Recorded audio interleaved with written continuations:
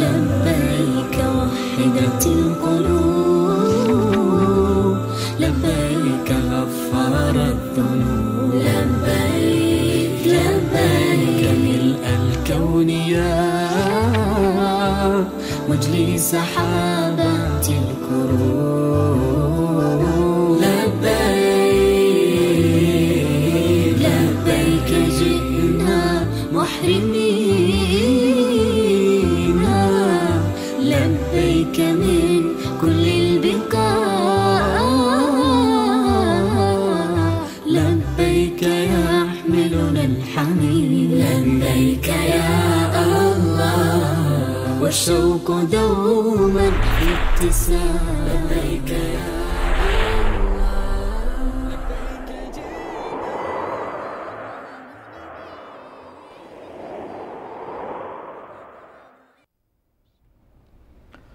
الله أكبر الله أكبر الله أكبر، لا إله إلا الله، الله أكبر الله أكبر ولله الحمد. بسم الله الرحمن الرحيم، الحمد لله رب العالمين، والصلاة والسلام والأتمان والأكملان على أشرف الأنبياء وإمام المرسلين نبينا محمد وعلى آله وصحبه أجمعين ومن تبعهم بإحسان إلى يوم الدين. بینندگان عزیز و گرامی شبکه جهانی وصال حق، سلام الله علیکم و رحمته و برکاته. باز هم با ویژه برنامه رکن پنجم خدمت شما عزیزان هستیم. البته مفتخر هستم که بار دیگر جناب مولانا عبدالقدوس دهقان را با خود دارم. در آغاز سلام های خود و شما بیننده های عزیز را خدمت جناب مولانا تقدیم نموده ایشان را خیر مقدم میگویم. خدمت شما و تمامی بینندگان عزیز و ارجمند عرض ادب و سلام دارم. السلام علیکم و رحمت الله و برکاته. و در خدمت جناب علی ان شاء الله در این برنامه خواهم بود. علیکم السلام و رحمت الله و برکاته. جزاکم الله خیرا. بیننده های عزیز، البته امروز روز 8 ذوالحجه به پایان رسید که آفتاب روز 8 ذوالحجه نیز غروب کرد. فردا 9 ذوالحجه هست که روز عرفه است و پس فردا هم روز 10 ذوالحجه یا روز عید سعید قربان هست. ما در این قسمت از برنامه رکن پنجم روی فضائل روز عرفه که فردا هست صحبت خواهیم کرد. اما قبل از اینکه در مورد فضائل روز عرفه صحبت بکنیم، امروز روز 8 ذوالحجه بود که حجاج بیت الله حرام از مکه مکرمه و اطراف مکه به سوی سرزمین مینا رفتند. در آغاز از جناب مولانا میخواهیم که برای ما بگویند که حجاج کرامی که امروز از مکه به مینا رفتند چی میکنند و در مینا تا چه وقت میباشند؟ الحمد لله رب العالمین و الصلاة والسلام علی نبینا محمد و علی آله و صحبه اجمعین. همان گونه که شاهد هستیم و میبینیم حجاج و کسانی که به قصد به جا آوردن این رکن بزرگ دین به اصطلاح حرکت کرده بودند و در مکه مکرمه قرار داشتند، اعمال حج و عمرهشون را که قبلا آغاز کرده بودند، کسانی که حج تمتع داشتند و قبل از این یعنی در زمان ورود به مکه تمتعشون رو انجام داده بودند و از احرام بیرون اومده بودند و منتظر امروز بودند که امروز دوباره بار دیگر همان لباس احرام رو که قبلا پوشیده بودند و همه یک رنگ و یک صدا بودند، امروز هم برای بار دوم این تجربه رو دارند انجام میدند و از لباس دوخته شده به اندازه تن انسان، یعنی پیراهن و شلوار و لباس زیر کلا خارج شدند و لباس یک رنگ و صاف و شفاف احرام رو به تن کردند. و روز 8 در واقع اولین روز از روزهای حج هست. در این 5-6 روزی که هستند اولین روزش روز 8 هست و روز 8 از نظر اصطلاحات فقهی و در ایام حج با عنوان یوم الترویه نامگذاری شده است. یعنی روز ترویه و این ترویه هم از ارواء به معنی سیراب شدن گرفته شده که در واقع در زمان قدیم در این روز، چون که روز حرکت بود، مردم میرفتن به منا و از منا دوباره به عرفات میرفتن، از عرفات دوباره به مزدلفه برمیگشتن. هر کسی مشکی داشت، به تعبیر امروزی ظرفی، قمقمه چیزی داشت، اینو پر از آب میکردن برای اینکه در مسیر راه و در مشاعر در روزهای آینده تشنه نشوند و بتونن خودشون سیراب نگه دارن. به این خاطر چون که تمامی حجاج در فکر جمع کردن آب و برداشتن توشه بودن، این روز رو به عنوان روز ترویه در واقع نامگذاری شده در ایام حج، که اولین روز از روزهای حج این یوم ترویه هست که روز 8 ذوالحجه هست. در این روز حاجیانی که مثلا حجشون حج تمتع بوده، قبلا عمره رو انجام دادن، الان بار دیگر احرام میبندن به حج، و حاجیانی که از اهل مکه هستند و حجشون افراد هست، یعنی حج عمره نرفتن، فقط حج میخوان بروند، عمرهشون قبلا انجام دادند، وقت دیگه یا بعد از حج انجام میدن، در طول سال میتونن عمره بکنند، عمره نرفتن، صرفا حجشون حج افراد هست. و همچنین کسانی که حجشون حج به اصطلاح قران هست، در این روز در واقع دوباره احرام میبندند در این روز و حرکت میکنند به طرف منا، و این روز رو وقتی که برسند تو و این شب رو هم در عرفات در واقع میگذارند.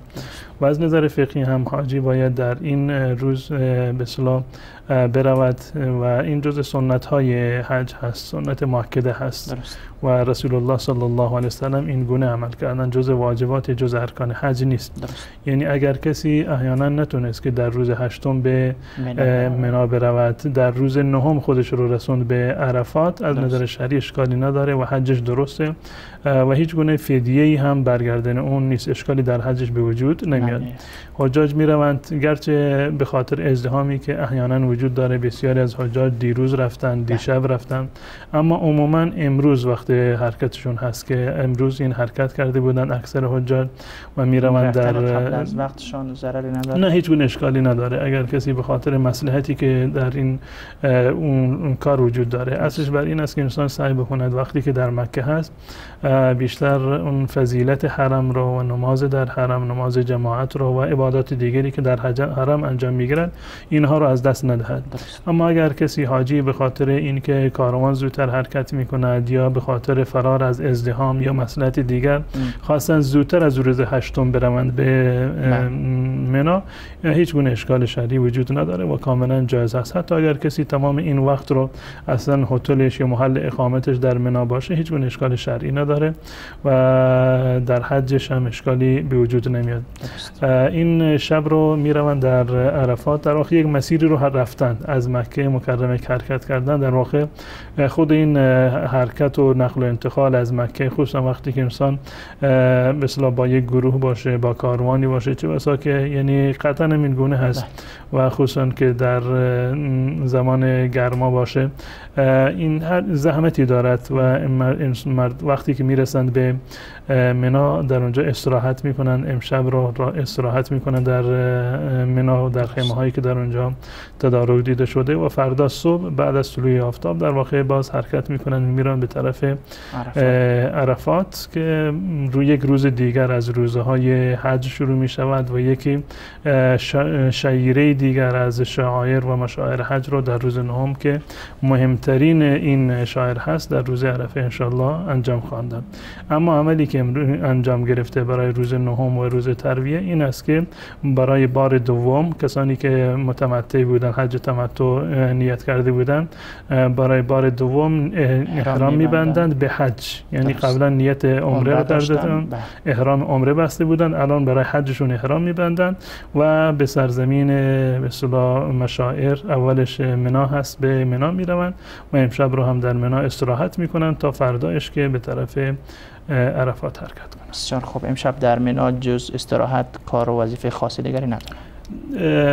شعیره خاصی که یک عملی که جز اعمال حج باشه انجام بدن وجود نداره. منتها ذکر و به اصطلاح نماز و عبادت دیگری که هر کسی به اندازه وسع و توانش انجام بده یک بحث شخصی هست. اما اون چیزی که جز احکام حج هست و جز سنت های مؤکده در حج هست مبیت در منا هست در این روز و در شبش. حکم دیگری غیر از این برای حجاج که عمل دیگری که انجام بدهند وجود نداره. بسیار خوب. نماز عشا و مغربشان تمام اینها سر وقت میخونن، سر وقت هر وقتی رو جداگانه سر وقتشون کامل نماز خونده میشه. بسیار خوب. روز ترویه هم به پایان رسیده دیگه. حالا فقط شب عرفه است که چند ساعت بعد آفتاب روز عرفه طلوع میکنه. روزی که بهترین روز سال خوانده میشه.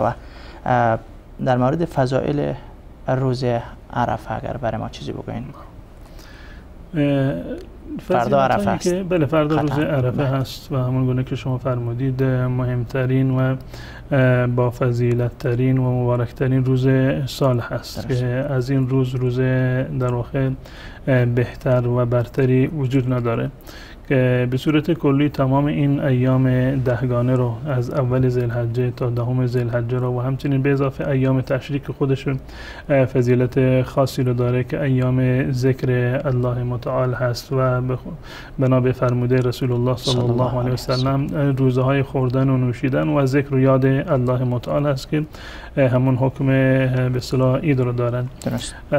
به صورت کلی تمام این 10 روز رو الله متعال یک فضیلت خاصی عنایت فرموده که روزهای دیگر سال این فضیلت رو ندارند و الله متعال برای این که بیان بکند فضیلت این و عظمت این 10 روز رو و انسان رو متوجه بکند و همون گونه که ما هم در کلام عادی خودمون وقتی که قسم میخوریم سوگند یاد میکنیم بر یک مطلبی، شنونده ما این احساس رو میکند که این مطلب خیلی مهمی هست و با ارزشی هست و با قسم خوردن بر آن تاکید میکنیم که این مسئله این گونه هست. الله متعال که خودشون ذات عظیمی هست، العظیم یکی از نامها و صفات والای الله متعال هست که دلالت بر بزرگی میکند، دلالت بر عظمت میکند. الله با این ذات با عظمت خودش وقتی که به یک موردی قسم میخورد از مخلوقات خودش به معنی این است که آن مورد هم یک مورد عظیمی هست. ذات عظیم همیشه بر موارد عظیم در واقع سوگند میخورد و خود این سوگند خوردن الله عظیم بر یک روز یا بر موارد دیگر از مخلوقاتش این بیانگر عظمت و ارزش و جایگاهی هست که آن مورد نزد الله متعال دارد و الله متعال به این روزهای دهگانه در واقع قسم خورده و الفجر و لیال عشر که سوگند یاد کرده الله متعال به فجر و سفید دم و همچنین این 10 شبی که جزء بهترین روزهای سال در واقع شمرده می شوند و همچنین در لابلای قسم به ایام دهگانه که به صورت کلی الله متعال قسم خورده یک قسم خاصی رو باسم الله متعال در اینجا یاد کرده. سوگند دیگری هست، سوگند به روز عید یوم نحر و همچنین روز عرفه که یک سوگند دیگری هست. این سوگند در سوگند وقتی که الله متعال میخواد که فضیلت این 10 روز رو به صورت کلی بیان بکنند فرمودن والفجر و لیال عشر.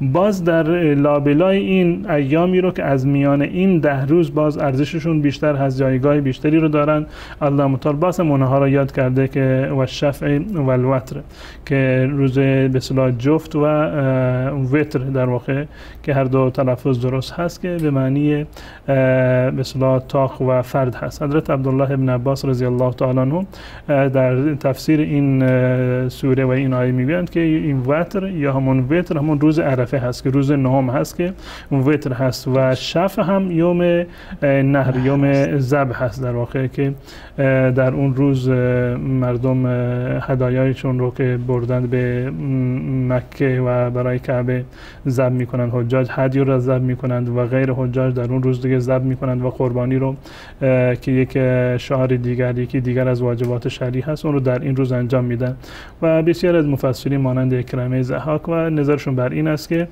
شفع اشاره داره به روز 10 ذوالحجه که شفع هست و زوج هست و وتر هم اشاره داره به روز 9 ذوالحجه که همین روز عرفه هست. پس بنابراین کل این 10 روز یک فضیلت خاصی رو دارند، یعنی بیشتر از روزهای گذشته و اخص این خاص فضیلت هایی هستند که روز عرفه و همچنین روز نحر در واقع در این میان دارند.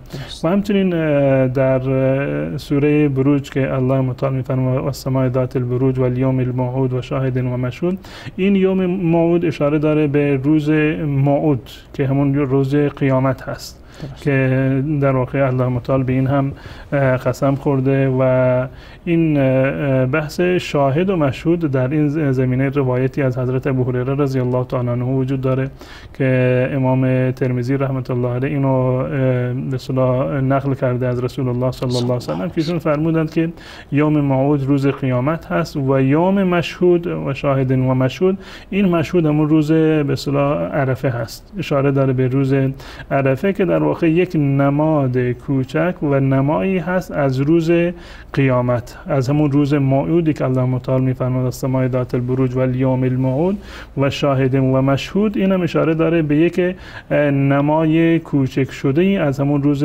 موعود بزرگ و همون محشره که در واقع یوم موعود هست و شاهد هم همون روز جمعه هست. مشهود روز عرفه و شاهد هم دلالت داره به روز جمعه. در این روایت رسول الله صلی الله علیه و سلم در مورد روز جمعه میفرمایند در ادامه روایت و ما طلعت الشمس ولا غربت علی یوم افضل منه، که در هیچ روزی از روزهای سال آفتاب بر روزی بهتر از روز جمعه در واقع طلوع نکرده، به استثناء این 10 روز که به صورت کلی به اصطلاح فضیلت خاصی رو دارن. جمعه که در این وسط میاد یک فضیلت خاص و اخصی رو در این زمینه داره، اما به صورت عمومی از میان تمام ایام سال به استثناء این ایامی که فضیلت خاصی رو دارن، روز جمعه برترین روز سال هست و رسول الله صلی الله علیه و سلم فرمودند فیه ساعة لا یوافقها عبد مؤمن یدعو الله بخیر الا استجاب الله له. هر کسی که در این روز جمعه که اشاره است به شاهد و مشهود که شاهد، هر کسی در این روز جمعه یک لحظه وجود داره که اگر در آن لحظه و در آن مقطع زمانی هر انسانی در حال دعا باشد و در حال مناجات با الله متعال باشد، الله متعال دعایش را اجابت میکند و اگر در آن لحظه از چیزی پناه بطلبد، الله متعال را پناه میدهد. پس بنابراین مهمترین مورد در میان فضایل این 10 روز به صورت کلی و بعد از آن روز عرفه و روز به اصطلاح یوم النحر که روز عید هست، همین قسمی هست که الله متعال به این روزها در واقع در قرآن کریم یاد کرده و هدف از آن هم یاددهانی ما هست و تذکر و یادآوری اهمیت و فضیلت این ایام هست. و به صورت کلی روز عرفه در واقع یک روز عیدی هست برای مسلمانان، اضافه از اعیادی که داریم که روز جمعه هستند و 2 عیدی که مسلمانان دارن، روز 10 ذوالحجه و اول شوال که عید فطر و عید قربان هستند. این روز عرفه رو هم در واقع در روایتی هست از حضرت عمر رضی الله تعالی عنه که به عنوان عید اینو در واقع یاد کرده و خود این وقتی که ما میگیم عید به معنی یک موسمی و یک زمانی برای شادمانی هست.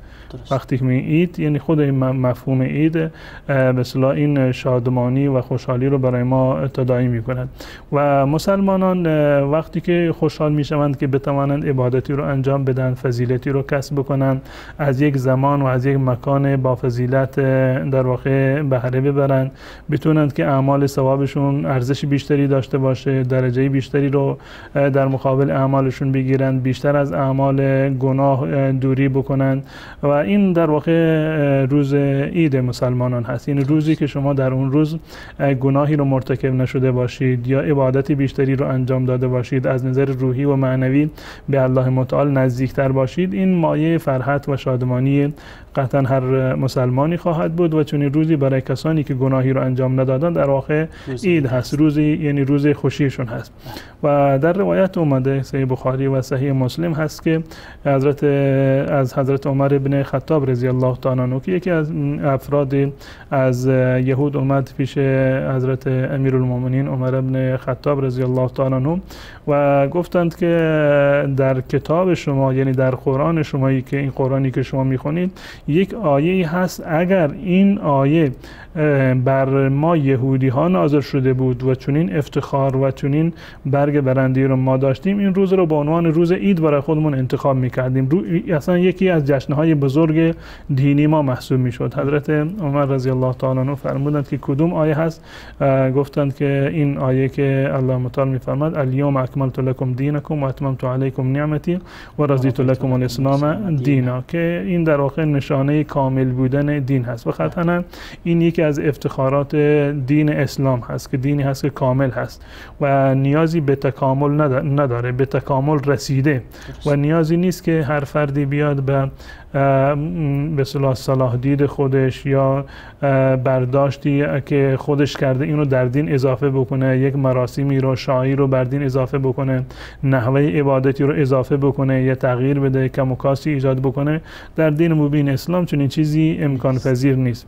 دین کامل همان چیزی هست که رسول الله صلی الله علیه وسلم برای ما آورده بودند و همچنین در این زمینه روایتی هست و اگر اشتباه نکنم در صحیح مسلم هست که رسول الله صلی الله علیه وسلم میفرمایند که واجب هست و حق هست بر هر پیامبری که الله متعال مبعوث کرده این که آنچه را که آن پیامبر برای امت خودش صلاح میدانست، از خیر سراغ داشته، حتما به امت خودش معرفی کرده.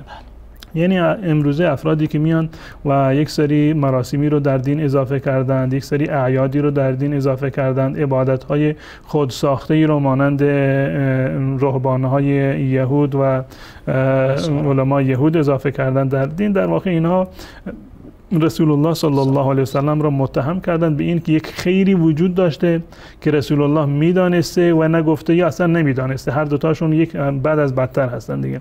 اگر رسول الله صلی الله علیه وسلم میدانسته خب باید میگفته و اگر نمیدونستند باز هم این دیگه نقصی در مقام نبوت رسول الله صلی الله علیه وسلم، نقص در دین هست. و قطعا رسول الله صلی الله علیه وسلم در ادامه میفرمایند که مواردی رو که من از شما نخواستم سوال نکنید، زیاد سوال نکنید. مواردی رو که من به وقت یک حکمی رو توضیح دادم، همان چیزی رو که برای شما توضیح دادم بر همان اکتفا بکنید. و مثلا در مورد حج که رسول الله صلی الله علیه وسلم فرمودند که الله متعال حج رو بر شما واجب کرده، شما حج بکنید. یکی از اصحاب بودند آیا هر سال لازم هست حج بکنیم؟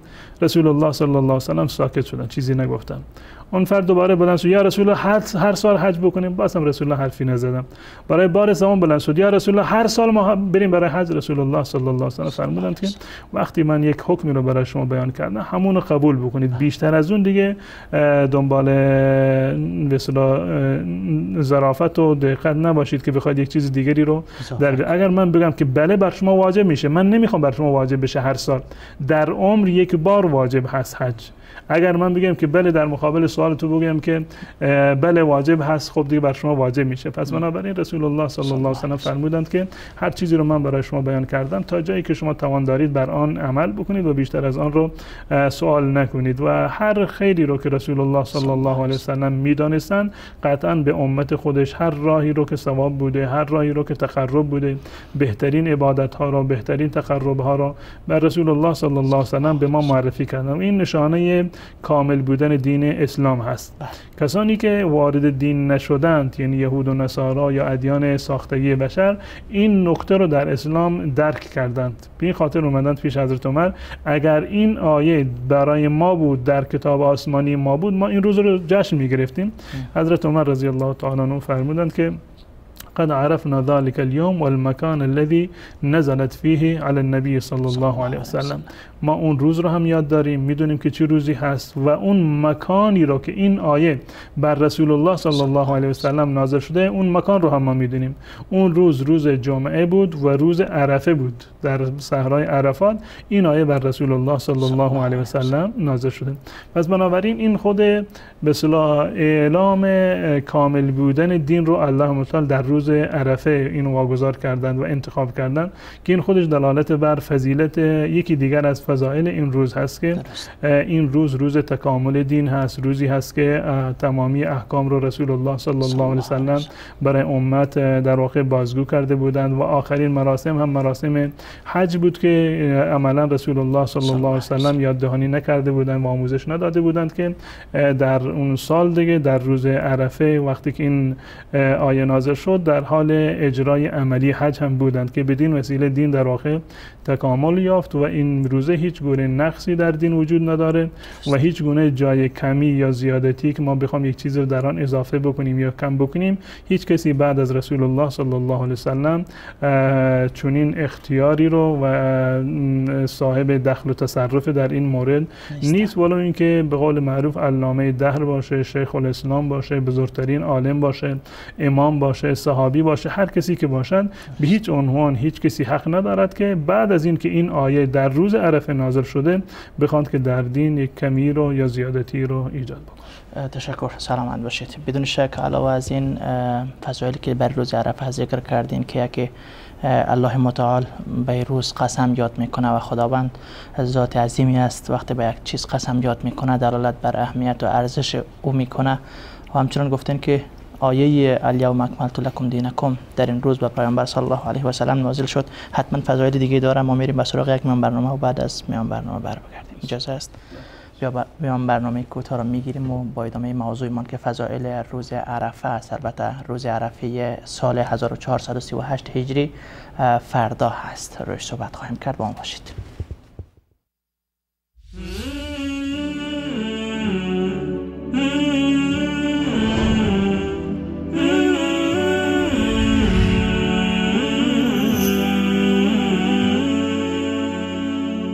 سرت والشوق طريقي، جئت من فج عميق، إن من أركان ديني حجة البيت العتيق. سرت والشوق طريقي، جئت من فج عميق، إن من أركان ديني حجة البيت العتيق. جئت للبيت الحرام لألبي في الزحام، ويطوف القلب حبا بين ركن ومقام. جئت مشتاقا ألبي قاصدا إياك ربي، أنت غفار وإني أرتجي غفران ذنبي. قد تركت الأهل خلفي، جزت بحرا وفلا، لا يساوي الكون عندي وقفة في عرفات. جئتها حبا وفرضا، أطهر البلدان أرضا، فعسى الرحمن عني فجر يوم النحر يرضى. جئتها حبا وفرضا، أطهر البلدان أرضا، فعسى الرحمن عني فجر يوم النحر يرضى. عجما جاءوا وعربا، ركبوا بحرا وجوا، ليس بين الناس فرق أبدا إلا بتقوى. عجما جاءوا وعربا، ركبوا بحرا وجوا، ليس بين الناس فرق أبدا إلا بتقوى. جئت مشتاقا ألبي قاصدا إياك ربي، أنت غفار وإني أرتجي غفران. سرت والشوق طريقي، جئت من فج عميق، إن من أركان ديني حجة البيت العتيق. سرت والشوق طريقي، جئت من فج عميق، إن من أركان ديني حجة البيت العتيق. سرت والشوق طريقي، جئت من فج عميق إن من أركان ديني حجة البيت العتيق سرت والشوق طريقي جئت من فج عميق إن من أركان ديني حجة البيت العتيق.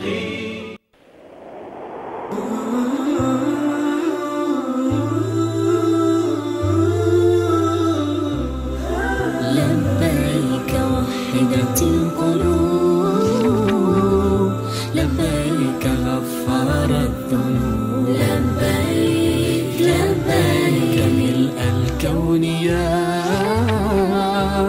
مجلي سحابات الكروب لبيك لبيك جئنا محرمين لبيك من كل البقاع لبيك يحملنا الحنين لبيك يا الله والشوق دوما في ابتسام لبيك يا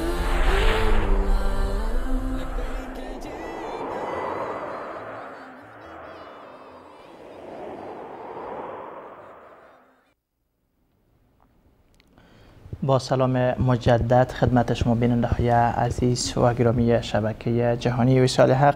ما با ویژه برنامه رکن پنجم خدمت شما عزیزان هستیم. قبل از میان برنامه جناب مولانا عبدالقدوس دهقان در مورد روز ترویه که روز 8 ذوالحجه بود، روزی که گذشت، در موردش صحبت کردن که حجاج در این روز به مینا می روند. به مینا رفتن، تعدادشان در راه هستند که به مینا برسند. امشب را در مینا سپری میکنن، استراحت میکنن و فردا با طلوع آفتاب به سوی سرزمین عرفات حرکت میکنن. و همچنین در مورد فضیلت و فضائل روز عرفه صحبت میکردن. به بعضی از فضائل این روز اشاره کردند که از جمله فضایلش این است که خداوند به روز عرفه قسم یاد می کند، دلالت بر عظمت روز عرفه می کند. و همچنان گفتند که در روز عرفه در میدان عرفات در حجت الوداع پیامبر اکرم صلی الله علیه و سلم آیه بزرگ قرآن کریم که آیه الیوم اکملت لکم دینکم و اتممت علیکم نعمتی و رضیت لکم الاسلام دینا، این آیت در سرزمین عرفات در روز عرفه بر پیامبر اکرم صلی الله علیه و سلم نازل شد و این گونه الله متعال اعلان کامل شدن دین مبین اسلام را کرد که این ویژگی هم مربوط روز عرفه می شود. جناب مولانا علاوه از این فضایل دیگه هم دارد روز عرفه؟ روز عرفه این ارزشی رو که داشته تنها در مثل احادیث رسول الله صلی الله علیه و سلم یا به تعبیر دیگر در زمان ایشان نبوده. یک روز بسیار تاریخی بوده در طول تاریخ بشریت و حتی در زمان حضرت آدم علیه السلام در این زمینه روایاتی وجود داره که باز هم دلالت بر این داره که این روز رو الله متعال از همان ابتدای خلقت زمین و آسمان و زمین و زمان، در واقع این روز رو الله متعال این برکت رو و این فضیلت رو به این روز داده بودم. در این زمینه روایتی هست از حضرت عبدالله ابن عباس رضی الله تعالی عنه که امام نسائی در سنن خودشون ذکر کردن و شیخ البانی رحمت الله علیه هم این روایت رو تصحیح کردند که روایت هم روایت صحیح است. در این زمینه که این روز عرفه همان روز میثاق هست، همان میثاقی را که در ازل در زمان حضرت آدم علیه السلام الله متعال از تمام به اصطلاح بشریت گرفته بودند، مبنی بر این که موحد باشند و پروردگارشون رو که الله متعال هست فقط یک اله و معبود را پروردگار و معبود خودشون در واقع انتخاب بکنند. اشاره به آیه 172 و 173 سوره اعراف که الله متعال وقتی که همه رو حضرت عبدالله ابن عباس رضی الله تعالی عنه میگوید که رسول الله صلی الله علیه و سلم در این زمینه فرمودند که ان الله اخذ المیثاق من ظهر آدم بنعمان، که الله متعال میثاق را و این عهد و پیمان را از اولاد آدم در نعمان گرفت. نعمانی که دیگر از نامه‌های سرزمین عرفه هست که الله متعال در به قولی که معروف است در روز الست، اشاره به الست بربکم داره که یا روز عهد و پیمان یا روز میثاق، هر روزی که اسمش رو بگذاریم، حضرت رسول الله صلی الله علیه و سلم میفرمایند که در میدان عرفات و در عرفه الله متعال ذریه آدم رو از کمرش نمایان کرد، بیرون کرد و کیفیتی که الله متعال خودش بر آن قادر هست و کیفیتش رو الله و رسول بهتر میدانند که تمام به اصطلاح ذریه آدم رو در مرحله ظهور قرار داد و اونا رو خطاب قرار داد و به اونا این گونه فرمود که الستو بربکم، آیا مگر من پروردگار شما و اله و معبود شما نیستند؟ قالوا بلا شهدنا، و گفتند که بله همه ما بر این گواه هستیم که رب و خالق و آفریدگار ما فقط و فقط تو هستیم. و از اینجا هست که اصل در بنی آدم و در انسان همون فطرت هست و فطرت هم در اینجا به معنی اسلام هست، زیرا که در روز الست و در گذشته های خیلی دور در زمان حضرت آدم علیه السلام، در زمانی که همه انسان ها نطفه بودند و در کمر آبا و اجدادشون بودند، الله متعال این عهد و پیمان یکتاپرستی را از اونها گرفته و این طبیعت و سرشت را الله متعال در نهاد تمامی بشریت قرار داده. در این زمینه روایتی هست که این مطلب رو بیشتر برای ما واضح و آشکار می‌کند. رسول الله صلی الله علیه و سلم فرمودند کل مولود یولد علی الفطره، هر مولودی بر فطرت آفریده میشه، یعنی بر همون سرشت پاکی رو که الله متعال برایش مقدر کرده و هیچ انسانی یهودی یا نصرانی به دنیا نمیاد، تمامشون بر فطرت هستند.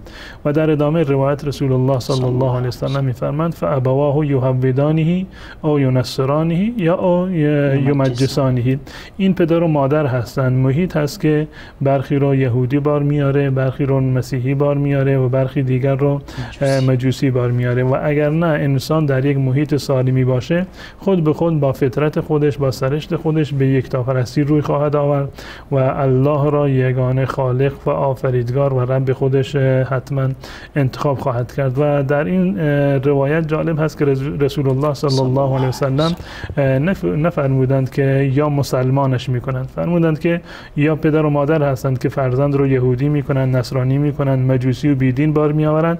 نگفتند که پدر و مادر هستند که این رو فرزند رو مسلمان بار می آورند، زیرا که اصل در انسان همون اسلام هست و فطرت که در روایت اومده که کل مولود یولد علی الفطره، یعنی یولد علی الاسلام، تمامی نوزادان بر اسلام و بر فطرت اسلام در واقع به دنیا میان و بعد از آن این در واقع اسباب و عواملی که به عنوان یهودیت و نصرانیت یا موارد دیگر یا ادیان دیگر که هستند، این رو در واقع این محیط تاثیر میگذاره و انسان رو منحرف میکنه و اون فطرت سلیمش رو تحت شعاع قرار میده.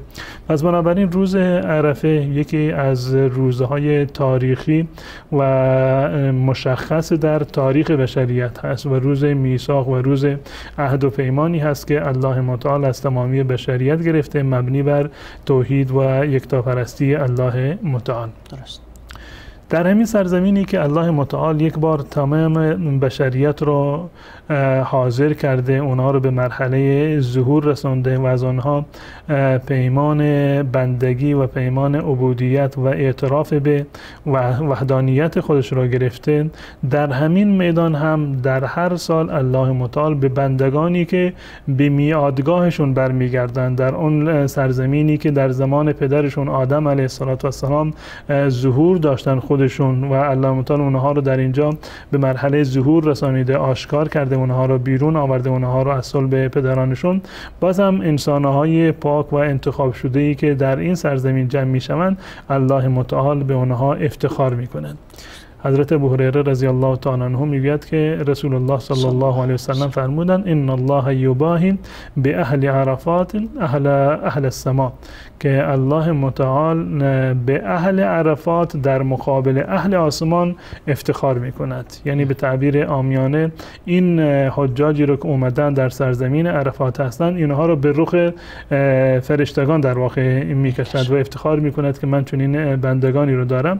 و الله متعال میفرماید که انظروا الی عبادی هؤلاء جاءوا شعثا غبرا، نگاه بکنید این بندگان من هر یکی از سرزمین بسیار دوری و مسافت طولانی رو طی کردند و اینجا رسیدند، به اصطلاح موهایشون آشفته هست، غبارآلودند، بدنشون خسته و کوفته هستند. اینها صرفاً بر اساس ندای ابراهیمی و دعوت ابراهیمی که الله متعال ابراهیم رو مکلف کرده بود که این صدا و این ندا رو همگانی بکند، اومدن در اینجا جمع شدند و لبیک گفتند به دستور الله متعال و فراخانی که از جانب الله متعال بوده. و از نظر فقهی و استدلال از آیات و روایات، خود این قضیه‌ای که به اصطلاح الله متعال افتخار می‌کند، مباهات می‌کند به انسانی که احیانا گناهکار هست، چه بسا بسیاری از کسانی که در سرزمین عرفات هستند گناهانی رو قطعا انجام دادن، هیچ کدوم از اونها معصوم نیستند، گناهانی رو انجام دادن. الله متعال این نقطه بسیار ظریفی هست در اینجا که الله متعال این انسان‌های گناهکار را به رخ فرشتگان پاک و معصوم میکشد. یعنی در مقابل فرشتگان به این انسانهای گناهکار الله متعال افتخار میکند که ببینید اینا بندگان من هستند، به ندای من لبیک گفتند، اینجا به اصطلاح شعثا غبرا همشون اومدن در اینجا ژولیده و غبارآلود در این میدان در اینجا جمع شدن. و خود این تعبیر مباهات دلالت بر این دارد که الله متعال از اونها راضی هست، یعنی این که قبل از این الله متعال گناهانشون رو بخشیده و معافشون کرده و توبه اونها رو قبول کرده و الان پاک شدن، مانند فرشتگان پاک هستند، مانند فرشتگان. بدین خاطر الله متعال پاکان زمین را ترجیح میدهد بر پاکان آسمان و پاکان زمین را به رخ پاکان در واقع آسمانی میکشد و مباهات میکند. و این دلالت بر مغفرت الله دارد، دلالت بر این دارد که الله متعال گناهانشان را در واقع کفاره کرده و حدشون را الله متعال در واقع پذیرفته. همان گونه که در این زمینه روایات دیگری هم وجود داره از حضرت عایشه رضی الله تعالی عنها که میگوید رسول الله صلی الله علیه و سلم فرمودند که در هیچ روزی از روزهای سال الله متعال انسانهایی را به کثرت انسانهایی که در این روز از آتش جهنم نجات پیدا میکنند و الله متعال اونها را رهایی میبخشد از آتش جهنم و وارد بهشت میکند، به اندازه این روز در هیچ روزی از روزهای سال در واقع نیست. از این روایت فهمیده می شود یعنی این که الله متعال در طول سال و در تمامی روزها انسانهایی رو می بخشد، معاف می کند. در هر روز و در هر لحظه الله متعال دعا رو قبول می کند، توبه رو قبول می کند، می بخشد، مغفرت می کند، از آتش جهنم نجات می دهد.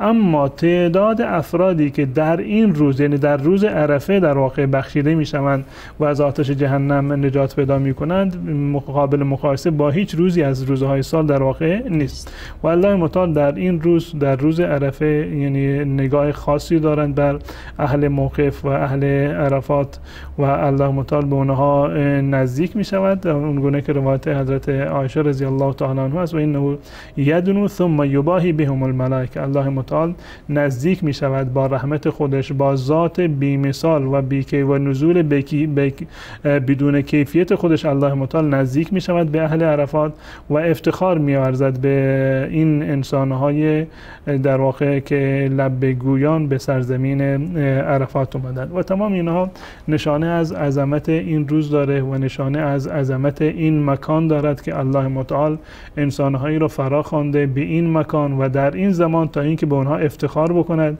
تا اینکه اعلام بکند که من این بندگان خودم را در واقع بخشیدم.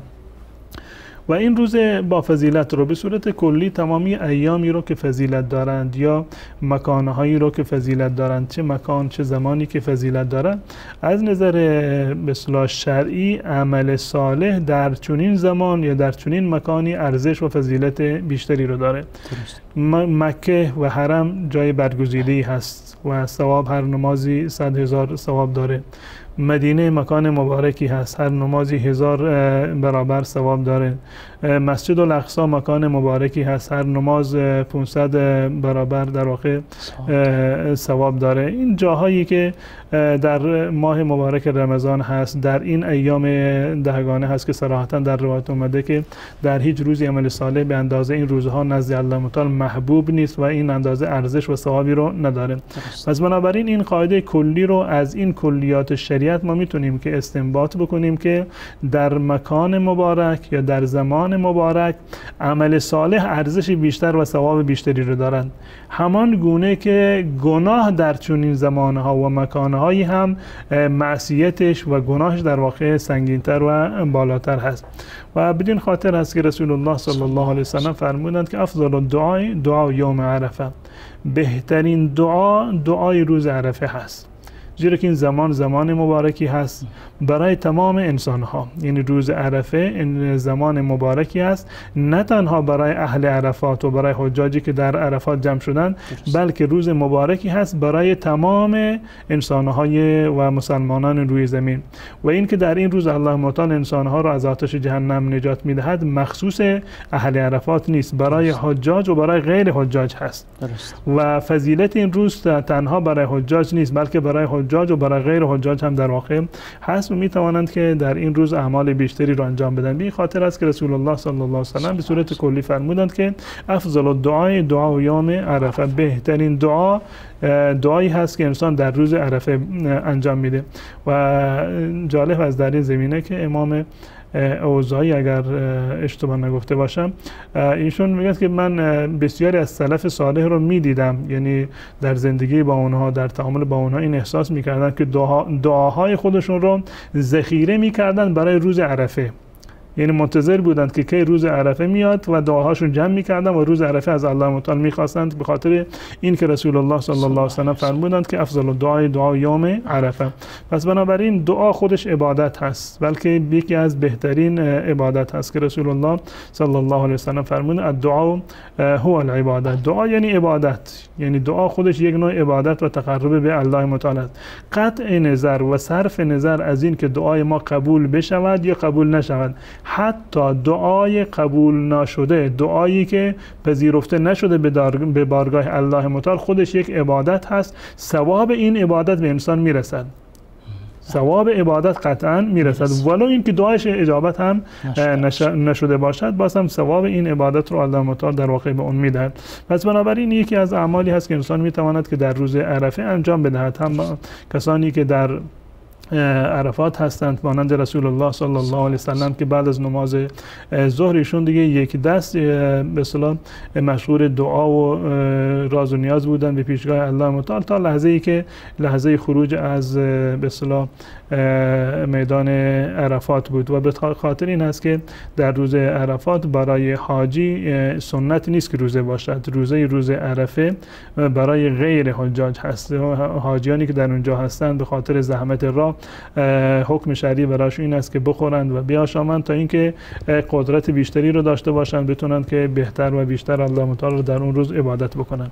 و در این روز یکی از بهترین مواردی که رسول الله صلی الله علیه وسلم برای ما معرفی کردند که در این ذکر بکنیم، این دعایی هست که رسول الله صلی الله علیه وسلم به مناسبت روز عرفه در واقع به ما یاد دادند. افضل ما قلت انا والنبیون من بعدی من قبلی لا اله الا الله وحده لا شریک له، که بهترین ذکر و بهترین دعایی که من و پیامبران قبل از من اینو در واقع انجام میدادن همین ذکر لا اله الا الله هست که این رو هم حاجی میتونه بخونه و هم غیر حاجی.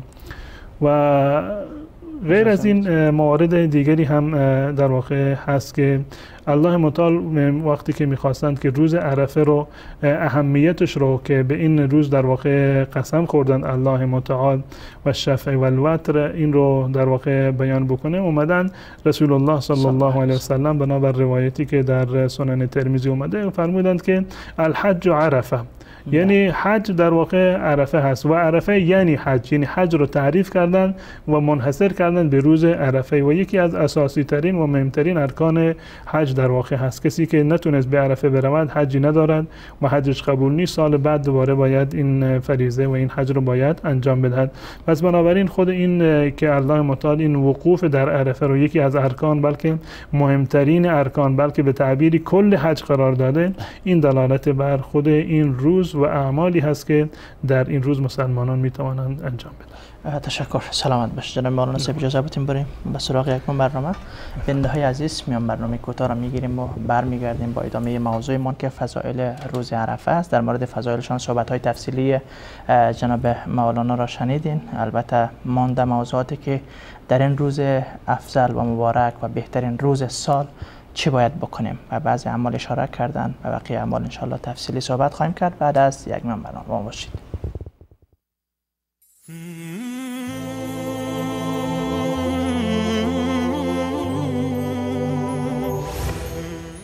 نیایش. ای خدای بی نیاز چاره ساز، ای مرا هر دم به سوی تو نیاز.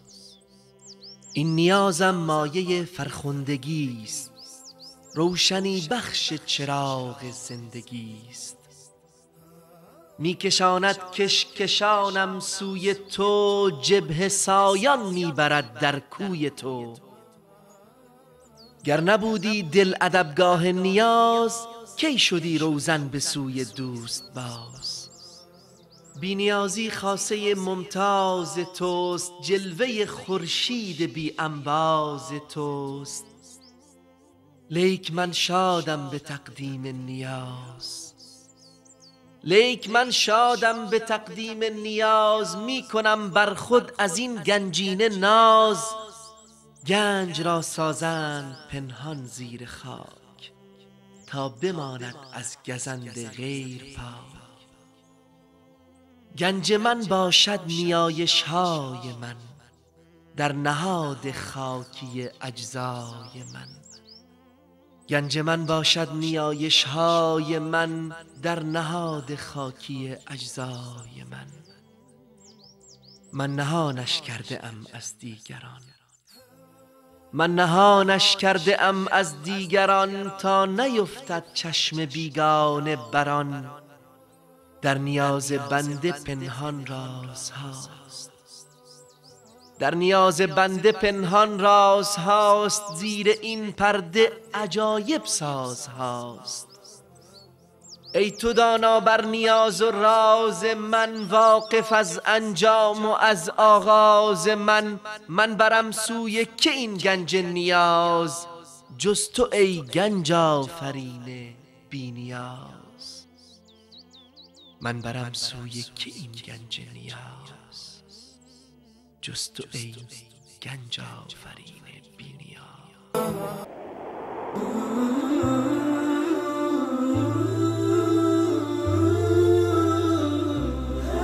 لبيك وحدت القلوب، لبيك غفار الذنوب. لبيك لبيك ملء الكون يا مجلي سحابات الكروب. لبيك لبيك جئنا محرمين، لبيك من كل البقاع. لبيك يحملنا الحنين، لبيك يا الله، والشوق دوما في اتساع. لبيك يا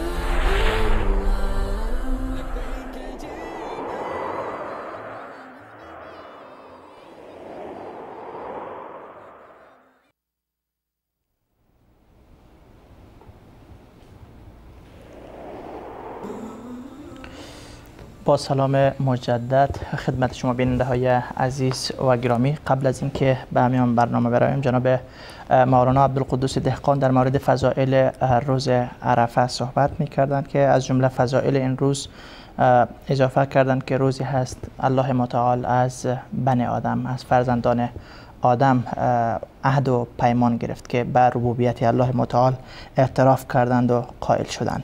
و همچنان از جمله فضائل این روز این است که الله متعال در روز عرفه نزد ملائکه ها، نزد فرشتگان با اهل عرفه افتخار میکنه و اینها را به رخ فرشتگان خود میکشانه که ببینید این بنده های من که ژولیده و با موی سر پراگنده پیش من آمدن، به در من آمدن، به میدان عرفات آمدن. و همچنان گفتن که از جمله فضائل این روز این است که در این روز الله متعال بیشترین تعداد گناهکاران را از جهنم نجات می دهد. البته نجاتی از جهنم هر وقت شاید می شود، در رمضان، غیر رمضان الله متعال تعدادی از بندگان گناهکار خود را از جهنم بیرون می کند، اما بیشترین تعداد را در روز عرفه می کند. و یکی از فضائل این روز این است که الله متعال در روز عرفه به اهل عرفات نزدیک می شود. واقعا این هم شرف بزرگی است برای اهل عرفات، برای اهل عرفه، کسانی که در اونجا هستند. برای کسانی که در عرفات نیستند، مثل ما بیچاره ها نتانستن که بروند، برای اینها چی هست در این روز؟ چی بکنیم که ما هم یک بخشی از فیوزات و برکات این روز را کسب کنیم؟ چی باید بکنیم ما؟ یکی از ویژگی را که حج داره و به عنوان یکی از مکفرات در شریعت اسلامی به عنوان یعنی کفاره گناهان شمرده می شود، این است که رسول الله صلی الله علیه وسلم فرموده من حج فلم یرفث ولم یفسق رجع کیوم ولدته امه.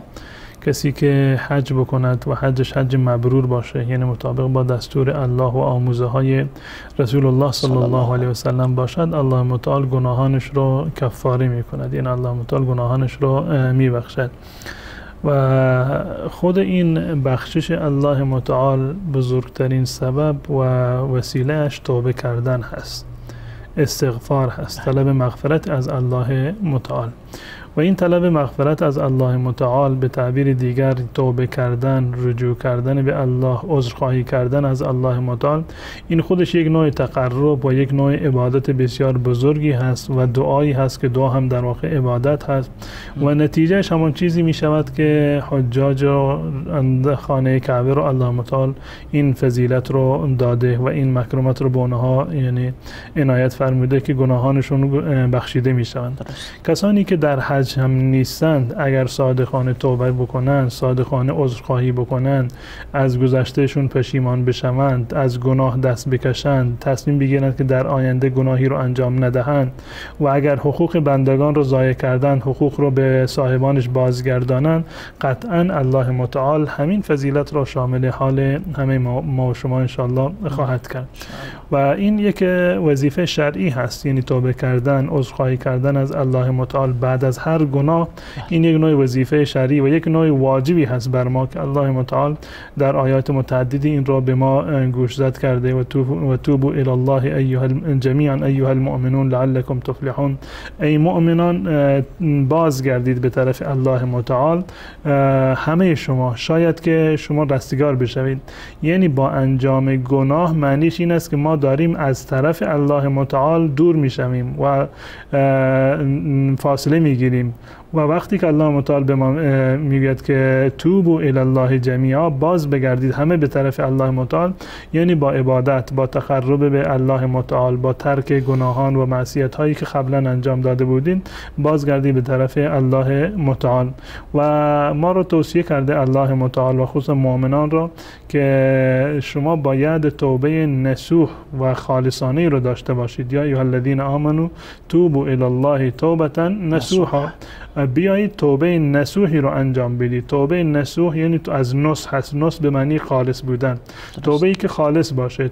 کدام توبه؟ توبه خالصی هست، توبه ای که از ته دل باشه، نه از روی زبان نباشه و صادقانه انسان توبه بکند، از گذشته خودش کاملا پشیمان باشه. این گونه نباشد که قبلا گناهی رو انجام داده الان افتخار میکند به اون گناه، میگه الان من توبه کردم. نه، بر گناه انسان نباید افتخار بکنه، باید پشیمان بشود از گذشته خودش و عملا امروزه هم گناه رو یعنی ترک بکند. یعنی الان که میگه من توبه کردم، استغفر الله و اتوب الیه، یا عملا میره 2 رکعت نماز میکند و میگه پروردگار من توبه کردم، الان از گناه دست بکشد. مانند این نیست که بعضی از مردم در حال غیبت کردن هستند و میگن توبه یعنی الله فلانی مثلا اینجوری هست و فلان عیب رو داره. این در ضمن غیبت کردن ورد زبانشون نمیدونم ذکر هست و میگن توبه. این توبه کردنی نیست که انسان در همزمان با گناه از یک طرف دارد گناه انجام میداد، از یک طرف با زبان میگه من توبه کردم. این توبه صادقانه نیست. عملا شرط توبه این است که از گذشته انسان باید پشیمان باشه، ناراحت باشه و آرزو بکنه کاش که این گناه رو من انجام نمیدادم. الان که انجام شده فعلا دست بکشد از گناه و در آینده هم تصمیم داشته باشد و عزمش را جزم کند که دوباره این گناه را انجام نمیدهد. کسانی که توبه نصوح را انجام بدن، توبه نصوح بکنند، الله متعال میفرماد عسى ربکم ان یکفر عنکم سیئاتکم. کسانی که توبه نصوح میکنند، ای مؤمنان شما بیایید توبه نصوح انجام بدید، خالصانه توبه بکنید که الله متعال سیئات شما را، گناهان شما را کفاره میکند، یعنی اونها را از بین میبرد. و یدخلکم جنات تجری من تحت الانهار، و شما را یک پاداش بسیار بزرگی خواهد داد. این که است که من شما را در روز قیامت وارد باغها و بهشت‌های پر از آب و درخت می‌کند. یوم لا یخزی الله النبی والذین آمنوا معه، در روزی که الله متعال مؤمنان را و رسول الله و مؤمنانی را که با رسول الله هستند در ایمان و طاعت و بندگی همسوی با رسول الله صلی الله علیه وسلم بودند، الله متعال اینها را رسوا نخواهد کرد. رسوایی یعنی چی؟ یعنی این که آنها را گناهانشان رو به رخشان بکشد، در ملأ عام مردم خبر بشوند از گناهانشون و نهایتا اونها رو نبخشد و در جهنم بیاندازد. الله متعال این کار را نخواهد کرد، بلکه الله متعال مؤمنان را همراه با رسول الله صلی الله علیه وسلم بیشترین افتخار را به آنها خواهد داد. نورهم یسعی بین ایدیهم و بایمانهم، و نور ایمانشون و نور طاعت و بندگیشون جلوی روشون هست، سمت راست و پیرامون اونها را در واقع فرا گرفته و این مؤمنان در روز قیامت دعا میکنند که پروردگار نور ما را کاملتر بگردن.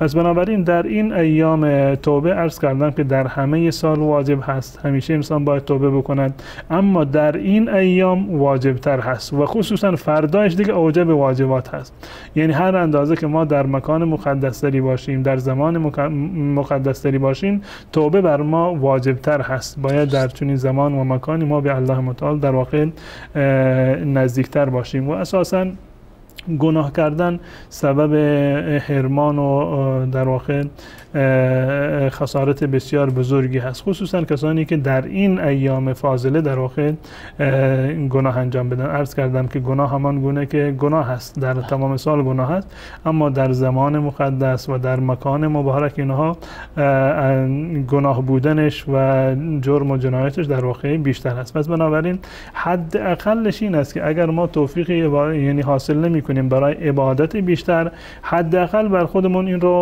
واجب بکنیم، مراقب اعمال خودمون باشیم که گناه بیشتری رو در واقع انجام ندیم.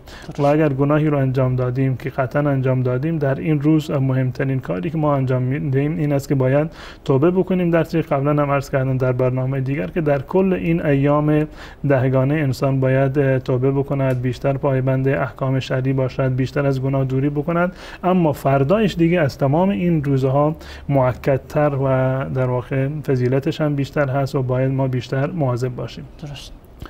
یکی از اعمالی که یعنی ما میتونیم در این ایام، یعنی دقیقاً در روز فردا انجام بدهیم، ذکر مقید هست.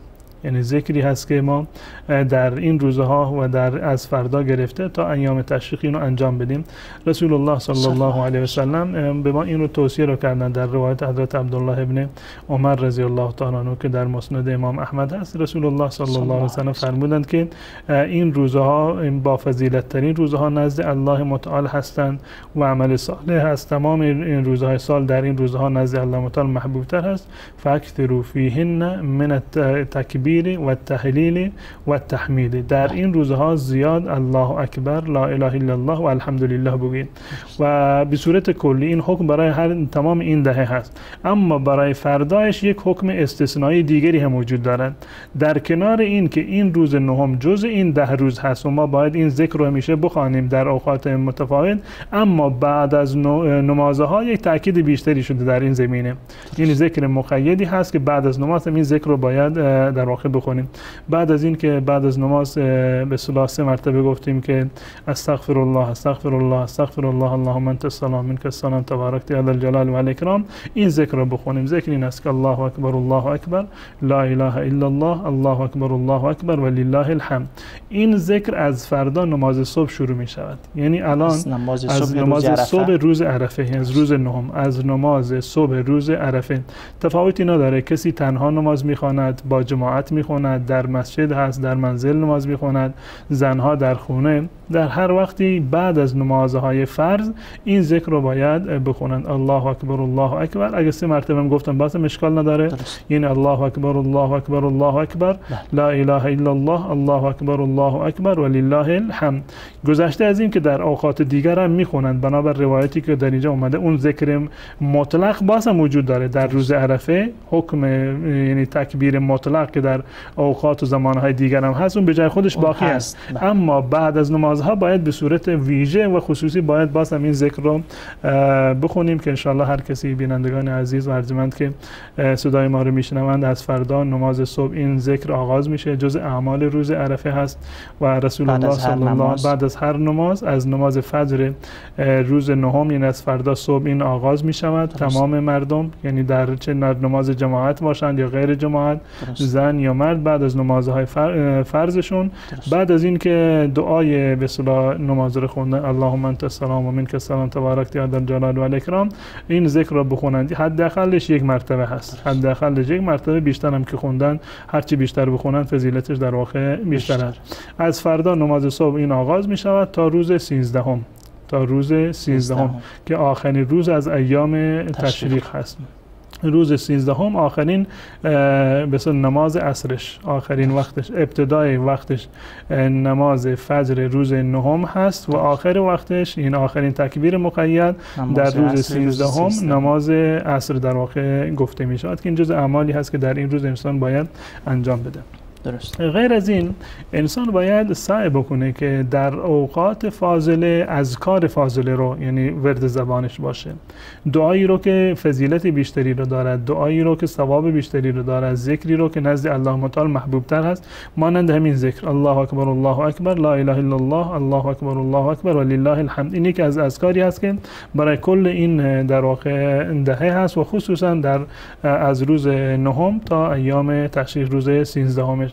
بنابر روایتی که رسول الله صلی الله علیه و سلم فرمودند خیر الدعاء دعا یوم عرفه، در این روز ما سعی بکنیم، یعنی در فردا سعی بکنیم که انشالله بیشتر از قبل دعا بکنیم. اگر اصلا چه بسا بعضی از مردم دعا نکردن در روزهای قبل، در این روزها دعا بکنن، حتما بعد از نمازها به صورت انفرادی دعا بکنن و ذکری رو که رسول الله صلی الله علیه و سلم به عنوان بهترین ذکر معرفی کردن که ذکر خصوصی انبیا هست، این ذکر رو در واقع ورد زبانشون باشه که رسول الله صلی الله علیه و سلم فرمودن خیر ما قلت انا والنبیون من قبلی لا اله الا الله وحده لا شریک له له الملك و له الحمد و هو على كل شیء قدیر.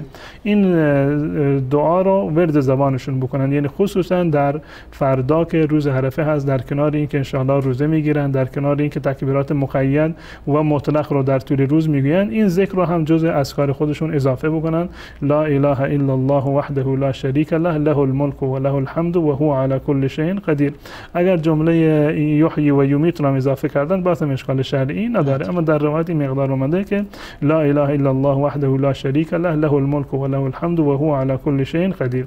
این دعا را رسول الله صلی الله علیه و سلم که عرض کردم این روایت در سنن ترمذی هست گفتن بهترین ذکری هست که من و پیامبران قبل از من این رو گفتن. در کنار این که ذکر هست، بهترین ذکر هست، خصوصی ترین ذکر هست، ورد زبان رسول الله صلی الله علیه و سلم بوده، این یک فضیلت بسیار زیاد و یک ارزش و ثواب استثنایی رو دارد این ذکر. هر کسی که بیشتر ذکر بکند بیشتر مشمول این ثواب و مشمول این برکت خواهد بود. روایت صحیح بخاری و صحیح مسلم هست، حضرت ابو هریره رضی الله تعالی عنه میگوید که رسول الله صلی الله علیه و سلم این دو فرمودند که هر کسی در روزی 100 مرتبه این ذکر را بخواند، هر کسی که در روزی 100 مرتبه این ذکر را بخواند. ذکرش همین ذکری هست که عرض کردم لا اله الا الله وحده لا شریک له له الملك و له الحمد و هو على كل شيء قدیر. هر کسی که در روزی 100 مرتبه این ذکر را بخواند چه ثوابی به اون میرسد؟ کانت له عدل 10 رقاب.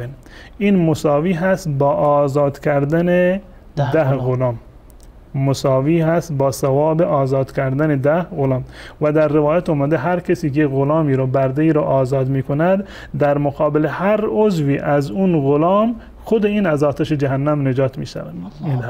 یعنی شما اگر 100 مرتبه لا اله الا الله وحده لا شریک له له الملك و له الحمد یحیی و یمیت و هو علی كل شیء قدیر یا یحیی و یمیت رو هم نگفتید، یعنی این که شما 10 بار خودتون رو از آتش جهنم نجات دادید. این اندازه ثواب و ارزش بالاتر است. یعنی در روز قیامت اگر شما جهنمی باشید با 100 مرتبه گفتن این، الله تعالی گویا شما رو 10 مرتبه از آتش جهنم شما رو در واقع نجات میدهد. ثواب حدیث صحیح بخاری و صحیح مسلم هست، روایت حضرت ابو هریره رضی الله تعالی عنه. اضافه بر این میفرماید که برابر با آزاد کردن 10 غلام هست و کتبت له 100 حسنه، 100 نیکی براش نوشته می شود و محیت عنه 100 سیئه و 100 گناه از گناهان الله تعالی معاف میکند. این 3 فضیلتی است که در اینجا آمده، یعنی 10 آزادی 10 غلام و 100 نیکی نوشته می شود و 100 گناه الله تعالی از اون معاف میکند و در طول روز از شر شیطان محفوظ می شود.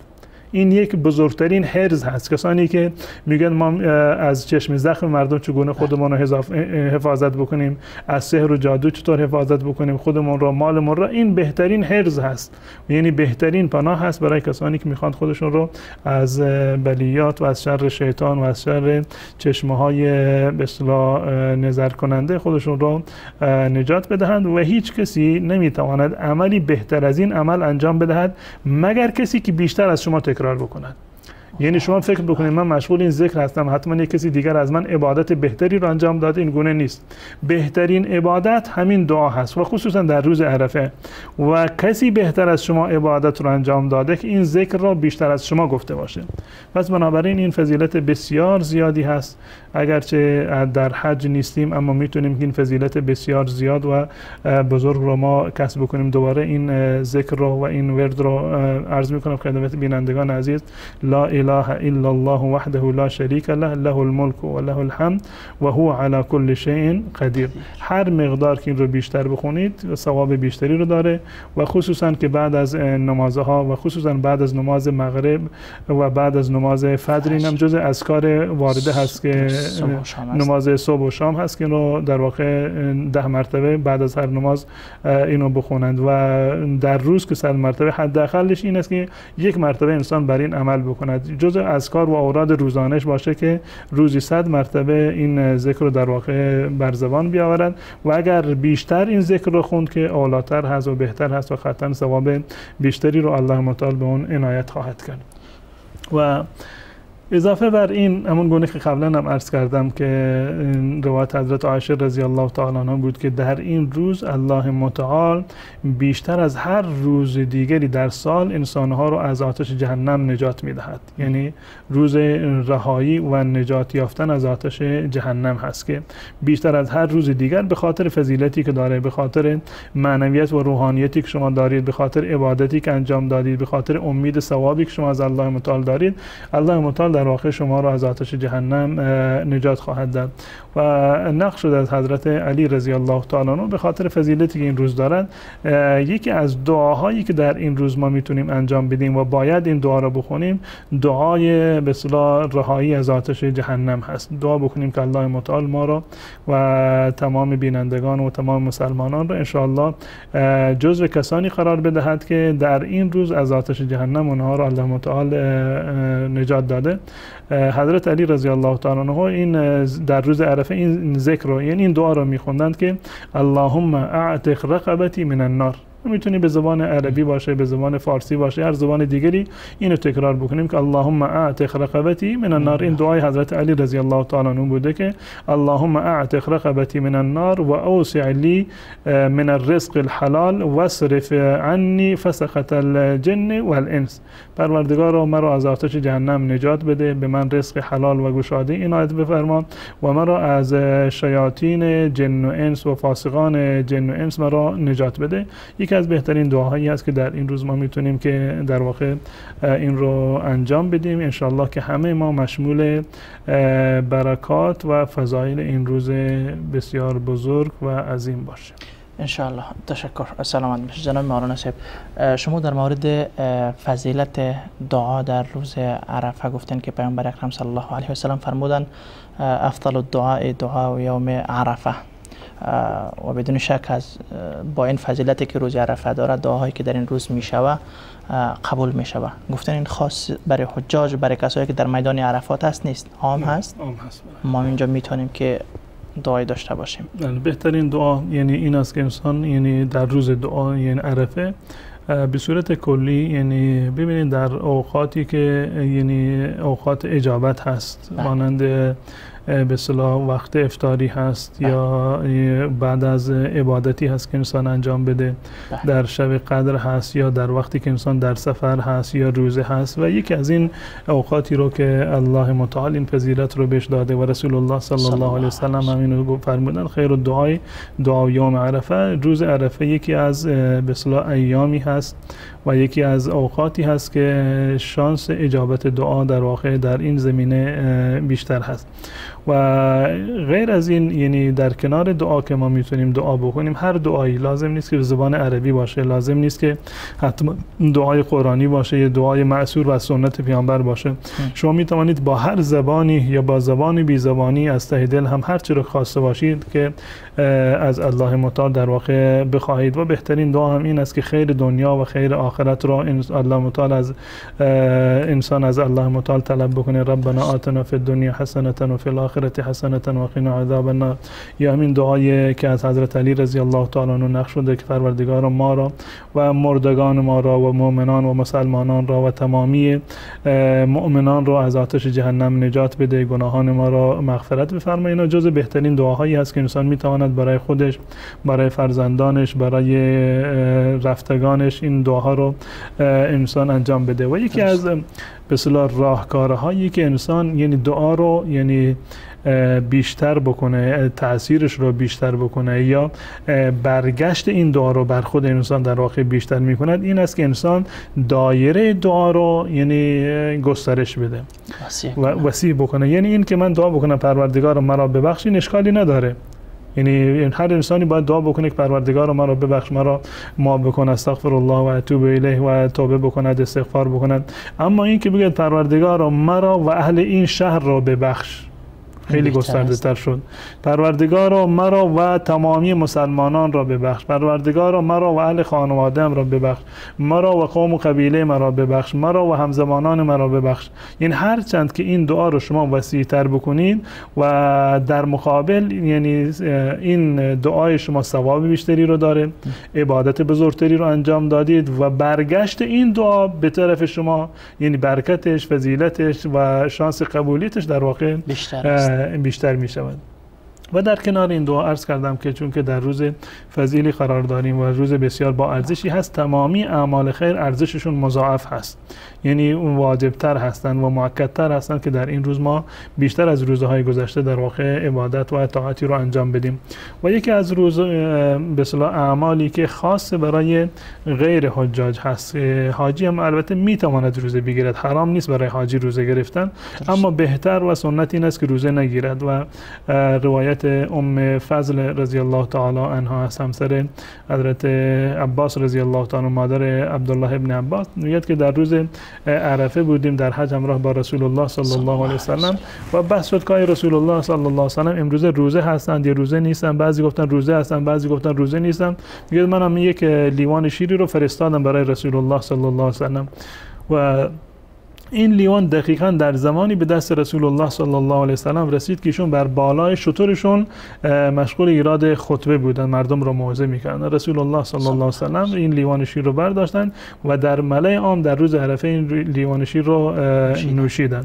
یعنی این که برای حاجی در واقع سنت این است که روزه نگیرد بلکه بخورد و بیاشامد تا اینکه بهتر بتواند دعا و عبادتی رو انجام بدهد. اما برای غیر حاجی سنت و جزء مؤکدترین سنت ها هست این است که این روز را روزه بگیرد. فقط روز نهم را اگر کسی قبلش رو روزه نگرفته از نظر شرعی اشکال ندارد. اگر روزه گرفته باشد که در تمام این روز روزه گرفتن جایز هست، اولویت هست و ثواب خاصی رو داره.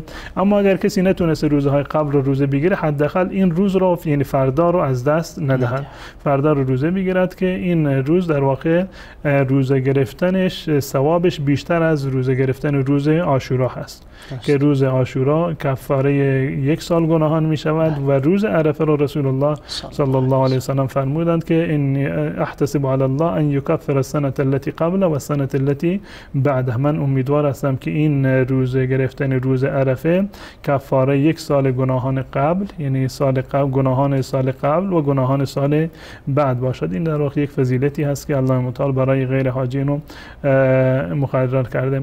پس بنابراین ما سعی بکنیم همون گونه که سلف صالح ما یعنی نیاکان ما و مؤمنان قبل از ما به این روز اهمیت خیلی زیادی رو در واقع میدادن. حتی از حکیم ابن حزام رضی الله تعالی عنه نقل شده که ایشون وقتی که به عرفه میرفتن همراه با خودش 100 تا غلام رو هم همراهش بودن، 100 تا غلام و 100 تا شتر رو با خودش میبرد و در روز عرفه اینها رو آزاد میکرد. یعنی در روز عرفه این 100 تا برده و غلامی رو که برده بود در میدان عرفات یا اون شترهایی رو که در اونجا همراهش بود اینو صدقه میداد و این غلام ها رو آزاد میکرد و بعداً دعا میکرد که ربنا هذا عبدک قد اعتق عبیده و نحن عبیدک فاعتقنا. پروردگارا من بنده تو هم بندگان خودم و بردگان خودم رو آزاد کردم، منم برده تو هستم، تو هم را در واقع آزاد بکن.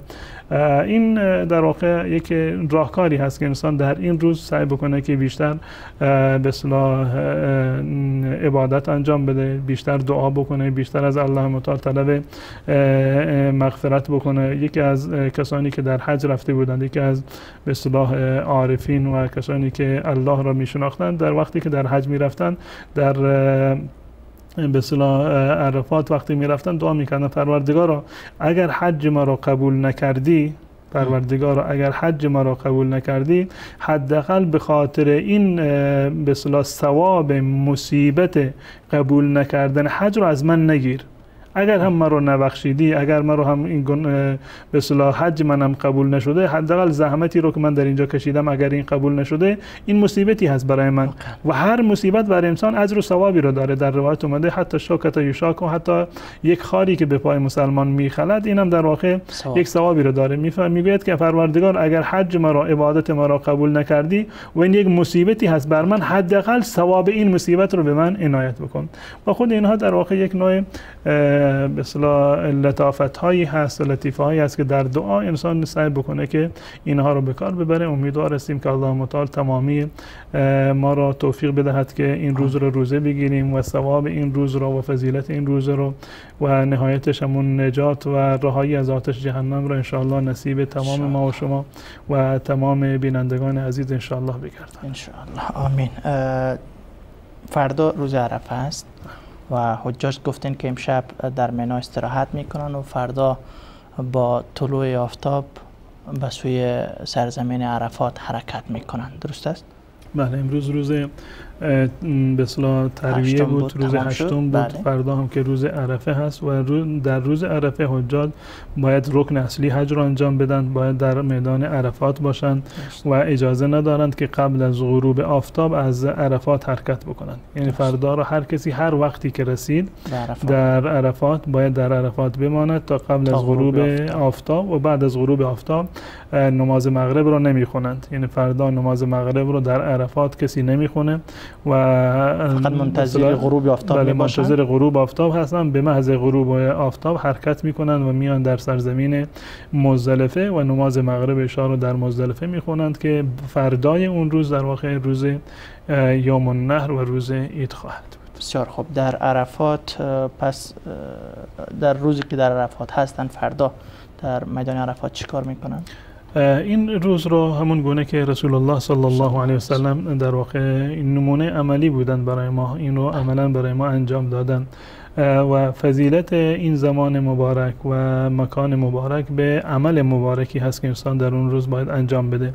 در روز عرفه دعا کردن که بیشتر مردم رو شما در اونجا در حال دعا میبینید و همچنین نماز خوندن، قرآن خوندن، ذکر و اورادی که انسان در واقع انجام بده، تمام اینها جز عبادت هایی هست که در روز عرفه حجاج در اونجا میتوانند که انجام بدن.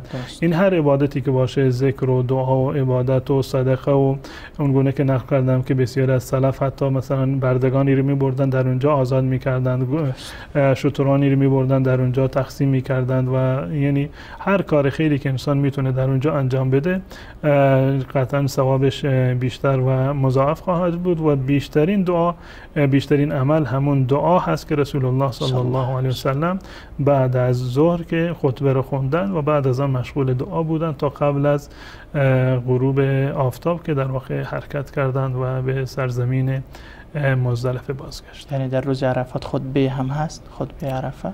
بله، در روز عرفه همان گونه که به اصطلاح رسول الله صلی الله علیه و سلم این خطبه رو ایراد کردن، امروز هم خطبه در واقع ایراد میشه. یک خطبه مرکزی هست که ایراد میشه توسط مفتی یا یکی دیگر از علما، یک خطبه کلی هست که به زبانهای دیگر هم ترجمه میشه و غیر از این در هر خیمه و در هر منطقه هم کسانی که مسئولین علمای کمراه با به اصطلاح کاروان ها هستند در خیمه خودشون و در محل اقامت خودشون، هر کسی هم در حدی که در حد وعظ و ارشادی باشه مطالبی رو هم در واقع به مردم بیان میکنند و مهمتر از تمام این چیزها همون عبادت انفرادی هست که هر کسی بیشتر بتواند عبادت بکند و خواسته هایی رو که مردم سلف صالح جمع میکردن برای روز عرفه، برای حجاج دیگه بهترین فرصت هست که برای خودشون و برای دیگران دعا بکنند.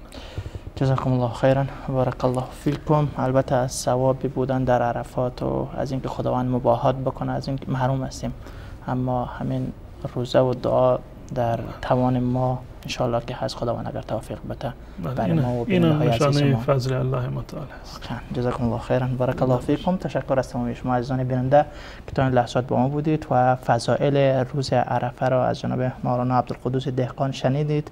گفتن اگر از حضور در عرفات محروم هستیم، از روزه گرفتن فردا محروم نباشیم، یک روزه بگیریم و دعا که سلف همیشه دعایشان را جمع می‌کردن، خواسته‌هایشان را جمع می‌کردن در روز عرفه، از خداوند دعا می‌خواستن، دعای بیشتر بکنیم. دعایی را که جناب مولانا عبدالقدوس دهقان از پیامبر اکرم صلی الله علیه و سلم نقل کردن که پیامبر اکرم صلی الله علیه و سلم فرمودن من و انبیای قبل از من این دعا را بیشتر می‌خواندن. دعا این بوده که لا اله الا الله وحده لا شریک له له الملک و له الحمد و هو علی کل شیء قدیر. اگر کسی 100 بار این دعا را بخواند برابر آزاد کردن 10 غلام و 100 نیکی برش نوشته میشه و 100 گناهش محو میشه و واقعا این فضیلت بزرگی است. میتونیم که این را کسب بکنیم، تلاش بکنیم که این چیزها را فراموش نکنید. تا برنامه بعد الله یار و مددگارتان و السلام علیکم و رحمت الله و برکاته.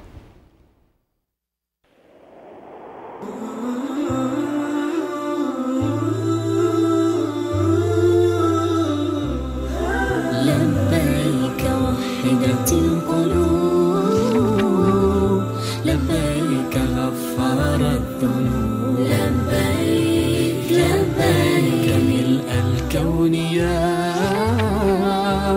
مجلي سحابات الكروب. لبيك لبيك جئنا محرمين، لبيك من كل البقاع، لبيك يحملنا الحنين، لبيك يا الله والشوق دوما في اتساع، لبيك يا